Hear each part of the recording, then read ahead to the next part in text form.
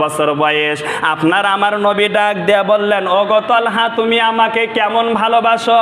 বলে, ইয়া রাসূলুল্লাহ, ইয়া হাবিবাল্লাহ, আপনি মজলিসের ভেতরে আলোচনা করে শোনাইছেন ততক্ষণ পর্যন্ত ইমানদার কেউ হতে পারবে না।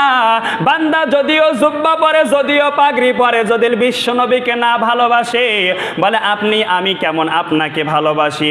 বলে, আমার বাবার চাইতেও আমি ভালোবাসি, আমার মার চাইতেও আমি ভালোবাসি, এমনকি আমার ওই বাবার চাইতে, আমার জীবনের চাইতেও আপনি নবীকে ভালোবাসে। বলেন আল্লাহু আকবার।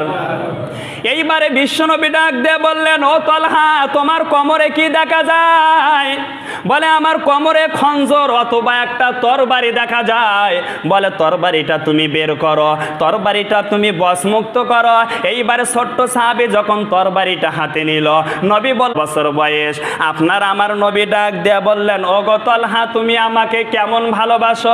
বলে, ইয়া রাসূলুল্লাহ, ইয়া হাবিবাল্লাহ, আপনি মজলিসের ভেতরে আলোচনা করে শোনাইছেন ততক্ষণ পর্যন্ত ইমানদার কেউ হতে পারবে না।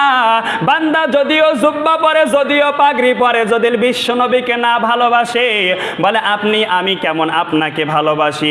বলে, আমার বাবার চাইতেও আমি ভালোবাসি, আমার মার চাইতেও আমি ভালোবাসি, এমনকি আমার ওই বাবার চাইতে, আমার জীবনের চাইতেও আপনি নবীকে ভালোবাসে। বলেন আল্লাহু আকবার। এইবারে বিশ্বনবী ডাক দিয়ে বললেন, ও তালহা, তোমার কোমরে কি দেখা যায়? বলে, আমার কোমরে খঞ্জর অথবা একটা তরবারি দেখা যায়। বলে, তরবারিটা তুমি বের করো, তরবারিটা তুমি বশমুক্ত করো। এইবারে ছোট্ট সাহাবী যখন তরবারিটা হাতে নিল, নবী